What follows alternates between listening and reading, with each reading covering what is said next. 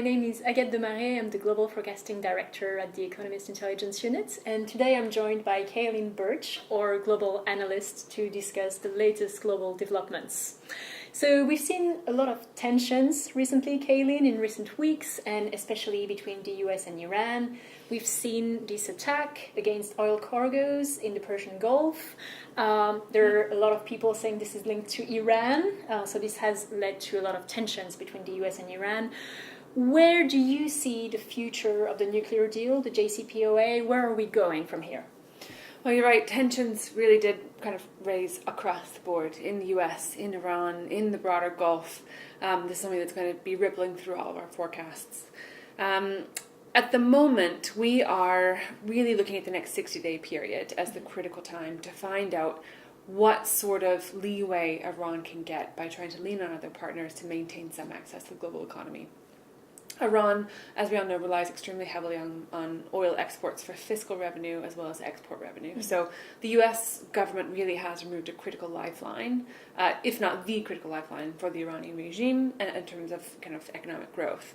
And this will be, I think, truly a linchpin in that process. So we saw with our partner Cargometrics at the EIU, we've launched an oil tanker tracking service every week, the Oil Adequacy Index.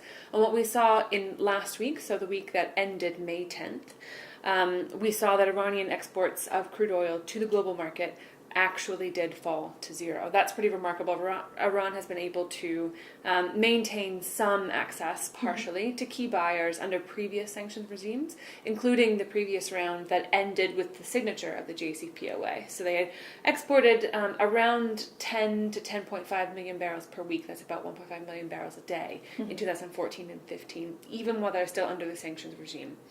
So the fact that Iranian exports really did fall to absolutely zero last week is remarkable. The US has taken a very tough approach to Iran, much more so than previous attempts under the Trump administration and previous administrations to that.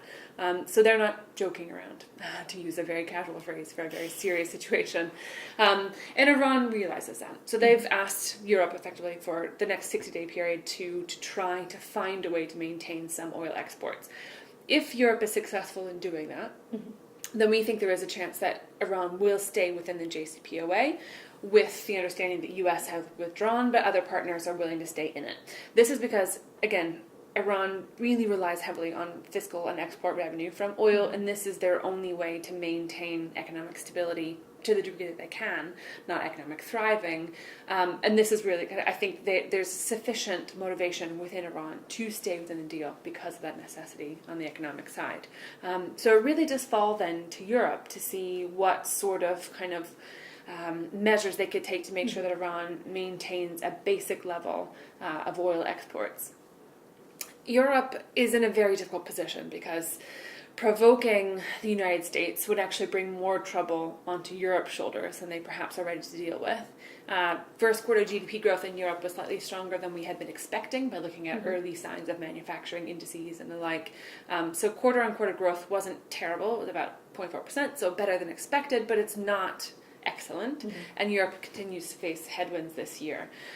What could really tip Europe over into a much more negative economic situation would be a serious trade war with the United States. The United States knows that and can use that as leverage to make sure that Europe doesn't fully circumvent U.S. sanctions. So it's now morphing into a U.S.-Europe power play. I won't say conflict now because they haven't openly provoked one another, but the dynamic between the U.S. and Europe will be key to deciding what kind of access Iran has to the market and whether it stays in the deal. So we're at a very volatile period, and we'll be monitoring very closely what Europe can do in the next 60 days if they so choose to. If they don't, we can probably expect Iran to withdraw from the deal, and at that point, tensions will only go up higher.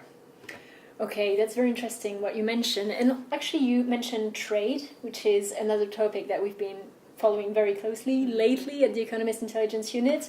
So we've had some setbacks in recent days in negotiations between the US and China to conclude a trade deal. We've seen that there are new tariffs actually between the US and China. Where do we see these talks going? Do we think that a deal is possible between the US and China? We've heard a lot of talks about a meeting between the heads of state at the G20. Do we think this is a potential thing to have an outcome that would be good for two parties? Do we think this is going to happen? Again, this is a really volatile period. May has not been great for the global economy. But yeah, I mean, the risk is certainly there. I think as of 10 days ago, the US and China, as we've been discussing, looked like they were getting very close to a deal. It would probably be a limited deal, it would be fairly surface level, but it would have allowed for some of the most recent round of tariffs to be at least frozen, if not rolled back slightly, and to have kind of a moderate level of cooperation there that would benefit both economies. The escalation that we saw last week with China revising kind of the core elements of the trade text to take out some of the implementation commitments, which we always thought was going to be one of the major areas where this deal fell down sooner or later. And then the US very strong response to that by issuing a very tight timeline, demanding much of China, and then when they didn't receive it, obviously, increasing tariffs from 10 to 25%. Now, both of these are serious escalations. China continues to respond proportionately, so they responded to that tariff increase with a kind of limited, reasoned, proportionate increase in their own tariffs on US goods, and now it's back in the US camp to threaten putting tariffs on the remainder of what they import from China, which is another $300 billion. There's a major risk in that, which is that U.S. consumers would be more directly hit by that final round of tariffs, because what's been excluded from tariffs thus far are, for the most part, finished consumer goods. So it hit consumer electronics like laptops and cell phone handsets and things like this. That wouldn't just hit businesses, bottom line, which is what we've seen so far, businesses starting to absorb higher costs in order to not pass them on to consumers, but it would be going direct to consumers at that point if that final stage were to be implemented for U.S. tariffs. But June, as you mentioned, is a big deal with the Trump-Xi summit. So perhaps you could walk us through some of the kind of key factors that are heading into that summit and what we might expect out of the talks. And do we think what you mentioned about U.S. inflation, possibly, do we think that this could make Trump change his mind about the tariffs and adopt a more conciliatory tone towards China? Do we think this could, shift his position, also because the 2020 presidential election is looming? Yeah, I think what we've seen so far, again, businesses, for the most part, have absorbed a lot of the impact of costs of the higher tariffs that we've seen added over the last year and a half. So we've seen higher input costs for firms that import parts or raw materials from China. And that's been feeding into a higher production cost, but we haven't seen a really strong uptick in inflation for the most part, kind of across the board. Part of that is the fact that oil prices are still low, so to look at the overall basket, inflation looks rather weak given current conditions. But I think a lot of it is that that's being contained within the business community. So we have seen kind of profit warnings issued over the last 3 months, especially firms that rely on sales in China who have been doubly hit by export competitiveness, now kind of weaker than it was in the past, and higher costs. So it's hitting business investment in firms. If that final round of tariffs were to go on, and I think we'll see a little bit of an impact from the 25% rate increase, again, it will feed through to consumer price inflation and it will hit U.S. consumers directly. Now, obviously the U.S. is a pretty price-sensitive environment when it comes to politics, because the state of the economy in an election year is a major factor determining the reputation of the president. And Trump has, by no kind of shortage, staked his reputation on the health of the economy, whether or not that came from his administration's policies or the one prior. He has taken on ownership of the current state of the economy. If higher inflation were to lead to weaker consumer spending, businesses have already been hurt in the last year. They would be considerably hurt more by the latest round of tariffs.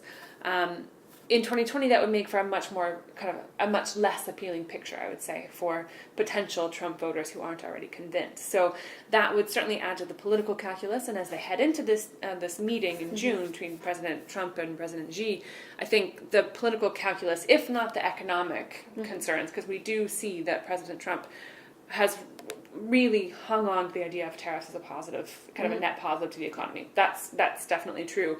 The question for him is, will they be able to have the impact he intends before 2020? Will it be a positive for him the way it plays at home? And that election is a big risk. Okay, so a lot to look forward to and a lot to follow closely for us. You can find our latest analysis on eau.com and also on Twitter. Thanks very much for watching us, and see you next month.